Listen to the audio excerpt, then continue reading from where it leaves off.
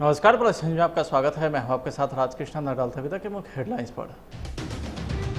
LJP सांसद पशुपति पारस Prince राज पर परिवाद दायर मामले पर 21 जून को होगी अगली सुनवाई। एससी मंत्री संतोष सुमन के आवास में लगी भीषण आग, मची अफरा-तफरी। और बिहार में वज्रपात से 11 लोगों की गई जान, अगले 48 घंटे में भारी बारिश का अलर्ट। अब खबरें विस्तार से। मुजफ्फरपुर में मुख्य न्यायिक दंडाधिकारी के न्यायालय में एलजेपी के हाजीपुर सांसद पशुपति पारस प्रिंस राज और 5 अज्ञात के खिलाफ परिवाद पत्र दायर किया गया है। सामाजिक कार्यकर्ता कुंदन कुमार ने विभिन्न धारा के तहत यह परिवाद पत्र दायर किया है। मामले की अगली सुनवाई 21 जून को होगी। सामाजिक कार्यकर्ता कुंदन कुमार का कहना है कि चिराग पासवान को साजिश के तहत लोजपा से अलग करने की कोशिश पशुपति पारस और प्रिंस कुमार ने की है, जो दुर्भाग्यपूर्ण है। बताया जाए ये पारस जी के खिलाफ परिवाद दर्ज किया है, क्या कारण? जी, स्वर्गीय रामविलास पासवान जी जनमानस के नेता हुआ करते थे और जनता का विश्वास उनसे जुड़ा हुआ था। तत्पश्चात उन्होंने लोजपा जैसी विशाल पार्टी का निर्माण किया और स्थापित किया पूरे बिहार हिंदुस्तान के स्तर पर। उनके बाद उनके सुपुत्र श्री चिराग पासवान ने कमान को संभाला, पार्टी के कमान को, और बखूबी से पार्टी में अपने दायित्व का निर्वहन कर रहे थे। पूरे जनमानस का चिराग पासवान के ऊपर पूरा विश्वास था और बड़े अच्छे तरीके से पूरे युवाओं को, समाज के हर वर्ग के लोगों को साथ में लेकर चल रहे थे। इसी बीच में लालच का भूत सवार हुआ पशुपति कुमार पारस जी पर। उन्होंने धोखे का सहारा लिया, कुछ एक गुट बना करके एक चालबाजी किया चिराग पासवान जी के साथ में, और चिराग पासवान जैसे कर्तव्यनिष्ठ काबिल युवा को पार्टी से निकालने का प्रयास किया है उन्होंने, एक धोखाधड़ी का सहारा लेते हुए। जबकि सच्चाई बात यह है कि श्री नरेंद्र मोदी जी के हवा में बहकर उन्होंने सांसद का पद लिया है। मैं दावा करता हूं कि पशुपति कुमार पारस की इतनी क्षमता नहीं है कि वो अपने क्षेत्र से मुखिया का भी चुनाव निकाल सके। और स्वर्गीय रामविलास पासवान जी के चरण पर चलने के बाद चिराग जी के पार्टी में रहते हुए उन्होंने एक सोचा समझा साजिश रचते हुए देश के कर्तव्यनिष्ठ युवा लायक नेता को पार्टी से किनारे करने का साजिश किया है, जिससे हम काफ़ी मर्माहत हुए हैं और बहुत दुखी हैं और मुझे सदमा लगा है। और इसीलिए हमने आज मुजफ्फरपुर न्यायालय में परिवाद दायर किया है। माननीय वरीय अधिवक्ता श्री कमलेश जी हमारे साथ में, इन्होंने हमें पूरा सहयोग दिया है और हम परिवाद दायर किए हैं। मुझे पूरी उम्मीद है कि यहाँ उचित न्याय हमें यहाँ से मिलेगा। क्या परिचय? कुंदन कुमार, सामाजिक कार्यकर्ता, मुजफ्फरपुर।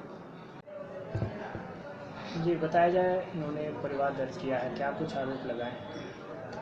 ये लोक जनशक्ति पार्टी के नेता पशुपति कुमार पारस, प्रिंस राज एवं कुछ अज्ञात के विरुद्ध ये कंप्लेंट फाइल किया गया है मुख्य न्यायिक दंडाधिकारी महोदय के न्यायालय में।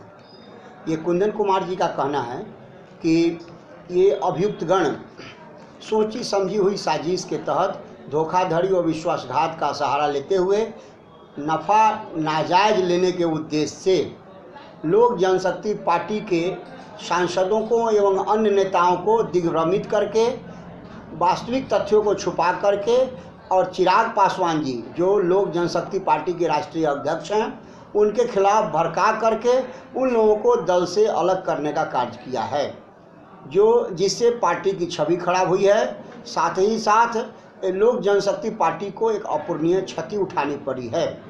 इसी को लेकर के ये काफ़ी दुखी हैं, व्यथित हैं, इनको सदमा लगा है और इसी मामले को लेकर के ये परिवाद पत्र दायर किया गया है। परिवार में किन किन धाराओं का प्रयोग किया गया? 406 और 420 धोखाधड़ी और विश्वासघात से संबंधित ये परिवाद पत्र है। इन्हीं धाराओं में ये कंप्लेंट फाइल किया गया है अभियुक्तगण के विरुद्ध। क्या परिचय हुआ? माननीय मुख्य न्यायिक दंडाधिकारी महोदय के द्वारा मामले को सुनवाई के लिए रख ली गई है। अगली तारीख को इस पर सुनवाई होगी। परिचय? कमलेश कुमार, अधिवक्ता, व्यवहार न्यायालय, मुजफ्फरपुर। बिहार प्रदेश सवर्ण प्रकोष्ठ के प्रदेश अध्यक्ष डॉक्टर नीतीश कुमार टंडन व उपाध्यक्ष राहुल सिद्धार्थ ने संगठन को प्रदेश से लेकर के पंचायत तक मजबूत, धारदार एवं नई ऊर्जा प्रदान करने हेतु 32 जिलाध्यक्ष, 35 लोकसभा प्रभारी और राज्य कार्यकारिणी में 15 पदाधिकारी का मनोनयन किए। प्रदेश अध्यक्ष डॉक्टर नीतीश कुमार टंडन एवं उपाध्यक्ष राहुल सिद्धार्थ ने कहा है कि जदयू के राष्ट्रीय अध्यक्ष RCP सिंह, प्रदेश अध्यक्ष उमेश कुशवाहा ने निर्देशानुसार सवर्ण प्रकोष्ठ बूथ स्तर तक अपने संगठन को मजबूत करने के लिए कृत संकल्पित है।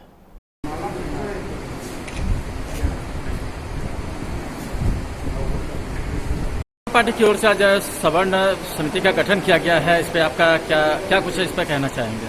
देखिए, बिहार जनता दल सवर्ण प्रकोष्ठ न आज जो है हम न 32 जिलाध्यक्षों एवं 35 लोकसभा प्रभारियों की सूची जो है हमने आज सार्वजनिक की।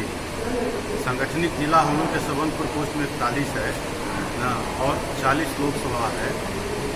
शेष जो बचे हुए हमारा जो जिला है और लोकसभा न प्रभारी लोग का वो भी चयन प्रक्रियागत है।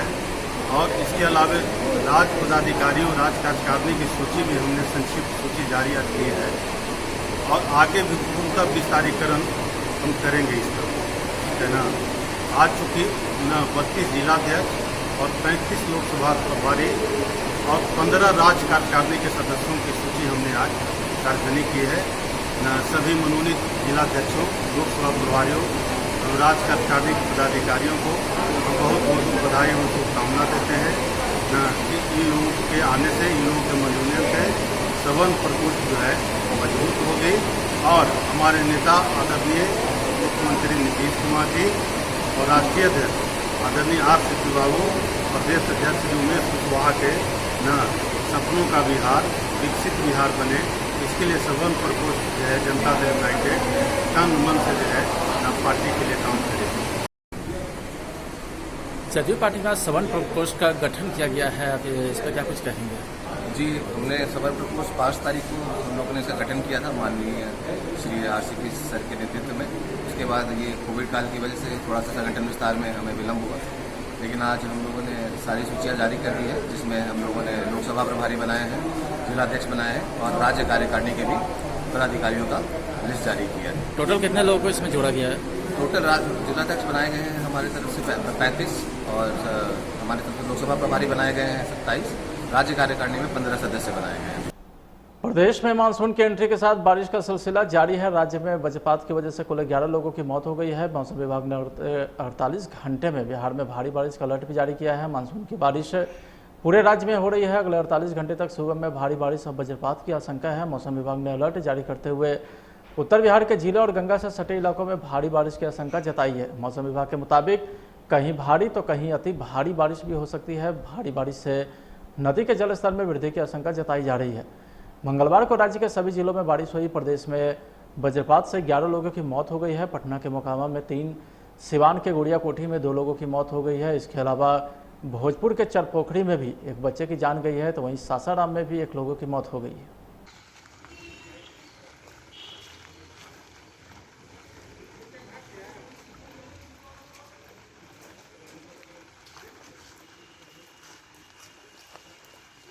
क्या घटना घटी है? खेत में लड़का काम कर रहा था, हाँ, बिजली गिर गया, लड़का मर गया। सदर अस्पताल में पोस्टमार्टम के लिए लाए। क्या नाम है आपका? बली राजवंशी। बड़ी खबर राजधानी पटना से सामने आ रही है, जहां पूर्व मुख्यमंत्री जीतन राम मांझी के बेटे और बिहार सरकार में SC/ST कल्याण मंत्री संतोष सुमन के घर में भीषण आग लगी है। बताया जा रहा है कि शॉर्ट सर्किट की वजह से यह आग लगी है। फिलहाल दमकल की गाड़ियां मंत्री जी के आवास पर पहुंचकर आग पर काबू पाने में जुटी हुई है। मंत्री के घर से सभी लोगों को बाहर सुरक्षित निकाल लिया गया है। बताया जा रहा है कि सुबह करीब 8:30 बजे मंत्री संतोष सुमन के आवास में यह भीषण आग लगी थी। समय रहते मंत्री और उनके परिवार के लोगों को घर से बाहर सुरक्षित निकाल लिया गया है।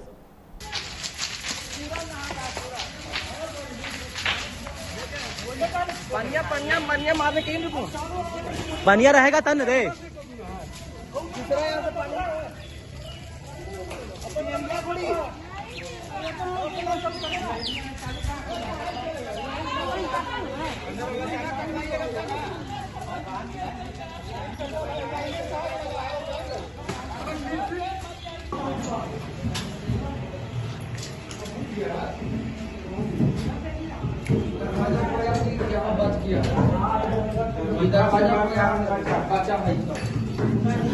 इधर डाली, इधर जी सब रखिए।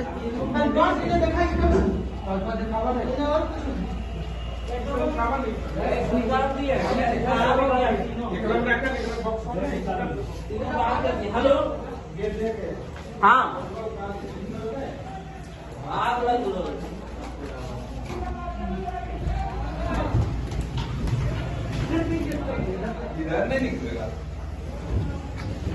निकल जाएगा। खींच पूर्व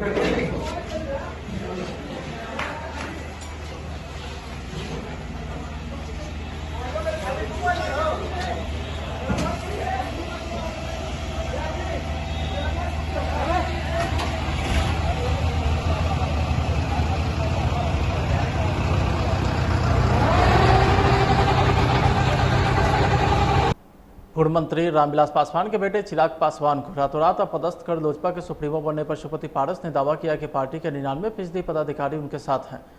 पटना में उनके स्वागत को लेकर के कार्यकर्ता जोरदार तैयारियां कर रहे हैं। पटना आने से पहले पशुपति पारस ने पूर्ण बहुमत की बात कही। उन्होंने कहा कि पार्टी के 6 में से 5 सांसद हमारे साथ हैं, 99% पदाधिकारी और कार्यकर्ता भी हमारे साथ हैं। पटना आने की खुशी कार्यकर्ता में भी देखी गई। बैंड बाजे की धुन पर पार्टी कार्यालय में कार्यकर्ता झूमते नजर आए। तो वहीं लोक जनशक्ति पार्टी में हुई उठापटक के बाद चिराग समर्थक ने पशुपति पारस, प्रिंस राज समेत अन्य सांसद के पोस्टर पर कालिख पोती थी, जिसे पशुपति पारस के कार्यकर्ता के द्वारा साफ किया गया। औरंगाबाद जिला पदाधिकारी सौरभ जोरवाल के द्वारा वारन प्रखंड में प्रधानमंत्री आवास योजना के तहत कुल 22 भूमिहीन लाभुक को अभियान बसेरा के अंतर्गत जमीन पर्चा वितरित किया गया। इस अवसर पर उप विकास आयुक्त अंशुल कुमार, डायरेक्टर DRDA बालमुकुंद प्रसाद, प्रखंड विकास पदाधिकारी, अंचल अधिकारी एवं अन्य पदाधिकारी उपस्थित हैं। कहाँ पे रहते थे अभी आप? रोड पे ही रहते थे। तो बढ़िया है, पर्चा मिल गया आपको है 1 डेसिबल का बढ़िया पर्चा मिल गया, वहीं पे रहना। अभी तो हम लोग आवाज दे देंगे, आपको आवाज भी दे देंगे, आपको आवाज भी बना लेना, लेकिन सब लोग बना तो ये पर्चा निकाल हो जाएगा। मुजफ्फरपुर जिले के मुटेरपुरा स्थित एक निजी स्कूल में कोविड-19 टीकाकरण अभियान की शुरुआत मुजफ्फरपुर जिलाधिकारी प्रणव कुमार और सिविल सर्जन के द्वारा किया गया। DM प्रणव कुमार ने बताया कि कोविड से बचाव को लेकर के सबसे महत्वपूर्ण उपाय टीकाकरण है। वैक्सीन को लेकर के लगातार लोगों को जागरूक भी किया जा रहा है। खासकर विशेष रूप से 300 टीकाकरण स्थलों पर 35,000 से भी ज़्यादा टीका करने का लक्ष्य रखा है। सिविल सर्जन ने कहा कि हम लोग उन जगहों पर ज़्यादा जोर दिए हैं जो बाढ़ प्रभावित क्षेत्र है। अभियान की शुरुआत की गई है। देखिए आज हम लोगों ने टीकाकरण का जो है ये मेगा अभियान हम लोगों ने शुरू किया मुजफ्फरपुर जिला में, जिसमें आज 356 सेशन साइट हम लोग चुने हैं, जहां पर कोविशील्ड का जो है वैक्सीनेशन आज मास बेसिस पर शुरू है।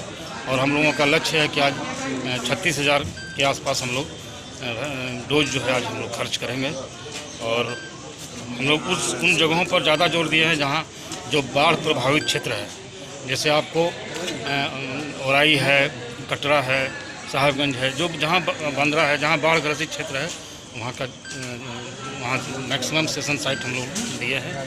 और उम्मीद करते हैं कि वैक्सीन का जो जैसे अवेलेबिलिटी आज हुई है उस तरह से अवेलेबिलिटी हम लोग की प्रतिदिन रहेगी और कोशिश करेंगे कि हम लोग मैक्सिमम जो है अपना लक्ष्य को पूरा करें। सर अभी भी कुछ लोग जो है कोरोना टीका लेने से परहेज कर रहे हैं।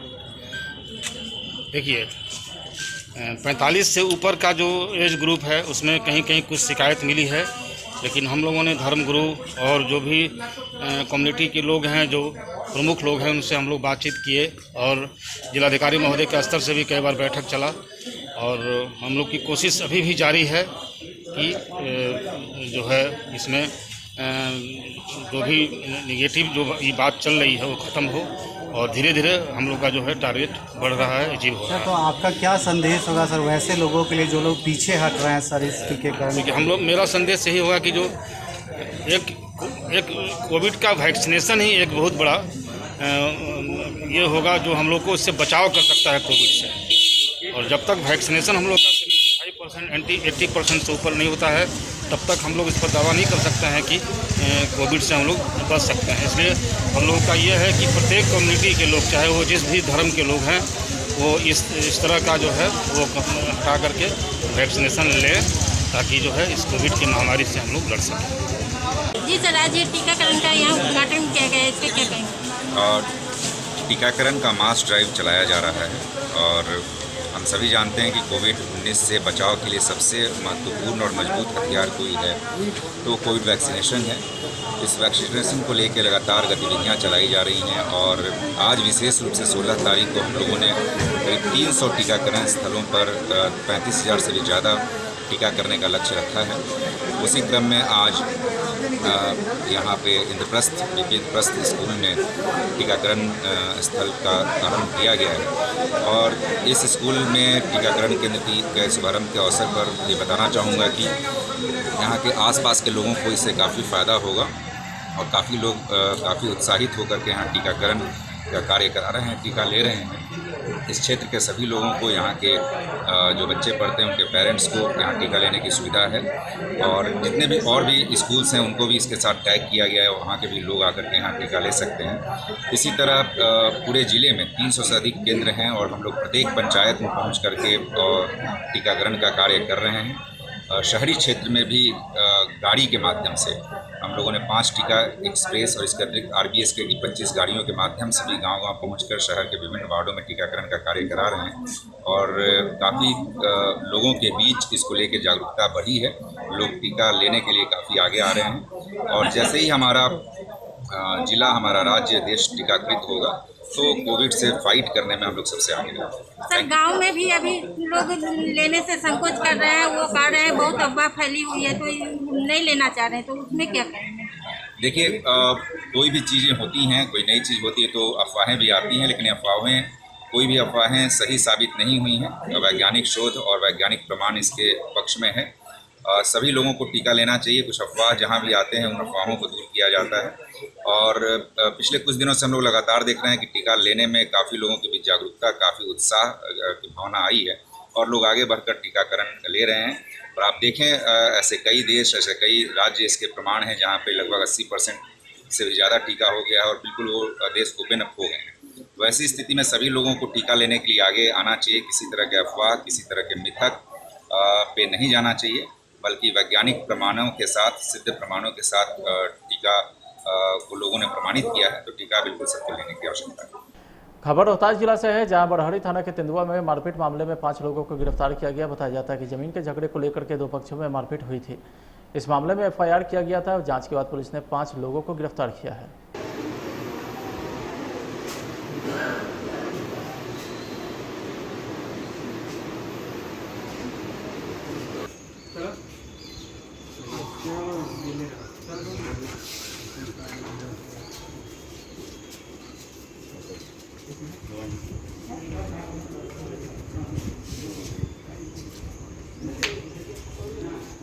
नीतीश सरकार में जमीन विवाद हमेशा विवादों के साए में रहता है। लोग काफ़ी परेशान और लाचार भी हैं। ऐसा ही एक मामला सामने आया है। एक दिव्यांग युवक और उसके दिव्यांग मां ने भूख हड़ताल करना शुरू कर दिया। जानकारी के अनुसार गांव के ही एक भूमाफिया के द्वारा जबरन कब्जा कर लिया गया है। घर से भी निकाल कर उसे बंद कर दिया गया है। मधुबनी जिले के रहेर प्रखंड अंचल कार्यालय के मुख्य द्वार पर मुसमात वृद्ध महिला और उसके दिव्यांग पुत्र ने अपने न्याय के लिए भूख हड़ताल पर अनशन कर रहे हैं। बताया जाता है कि इनके जमीन पर एक दबंग भूमाफिया के द्वारा जबरन कब्जा कर लिया गया, जिसे अपने घर में निकलने नहीं देते हैं और ये लोग अपने घरों में कैदी की तरह जिंदगी जी रहे हैं। जब यह दिव्यांग पुत्र और उसके मुसमात मां प्रशासनिक अधिकारी से इंसाफ के लिए लिखित शिकायत किया, लेकिन एक भी आला अधिकारी सुनने को तैयार नहीं है। धरने पे जो बैठे हुए हैं, हाँ। और आपका अभी वर्तमान में वहाँ कितना जमीन होगा? वहाँ पर जी हमको जी। ये नंबर में 9 कट्ठा बचा है। अच्छा, 9 कट्ठा। तो ये कौन 4 नंबर में कौन ऐसा आदमी है जो आपका कब्जा कर लिया? महेश्वर यादव। अच्छा, उसको कहते हैं तो क्या कह रहा है? उसको कहते हैं तो कहते हैं कि निकलिए घर से, हटिए। ये मकान सहित हमारा है 2546 में मेरा कुआं पड़ रहा है, दूसरा नंबर 5वां, जो कि इसको अधिकार नहीं है। उसमें भी घर चढ़ाए हैं, देख कर के डीएम साहब जी, SDO साहब गए हैं। अच्छा, जमीन पर गए भी हैं? हाँ, गए हैं 2 दिन SDM साहब गए हैं। तो हम कहें बेटे ये जो घेर बेर किए हैं से कैसे किए हैं? तो माँ जी इसको जांच प्रत्याग होगा तब ये कब्जा करेगा। और वो जा करके घेर घार करके कहते हैं कि हमको SDM साहब कहे हैं कि ये तुम्हारा है, इसलिए हम घेरे हैं। उसको बदनामी कर रहा है या सही कर रहा है? वो कहते हैं कि SDM साहब हमको आदेश दिए हैं घेरने के लिए, तो हम घेरे हैं। ये हमारा है मकान खाली करो, हमको अंगना से निकलने के बेटे 1 पाँव को जो होगा रास्ता, तो हम यहाँ बैठे हैं, आप जा करके देख लीजिए। अच्छा, आपके परिवार में कितने लोग होंगे अभी? ये 2 माँ और बेटा, एक मुखबधित लड़का निसहायक है या अपने वृद्धा है, बोल नहीं पा रहे हैं? बोल नहीं पा रहे हैं, न कान है न बोल है। रोहतास पुलिस ने बड़ी कामयाबी के तहत सड़क पर कील बिछाकर रात से गुजरने वालों से हथियार का भय दिखाकर लूटपाट करने वाले गिरोह के सरगनों को गिरफ्तार किया है। रोहतास एसपी आशीष भारती की माने तो विगत दिनों पहले मुफस्सिल इलाके के रामपुर के समीप इनोवा गाड़ी को सड़क पर कील लगाकर पंचर कर हथियार का भय दिखाकर अज्ञात अपराधी के द्वारा वाहन लूटपाट की वारदात को अंजाम दिया गया था, जिसके तहत कांड दर्ज कर 5 अपराधियों को पुलिस ने गिरफ्तार किया है।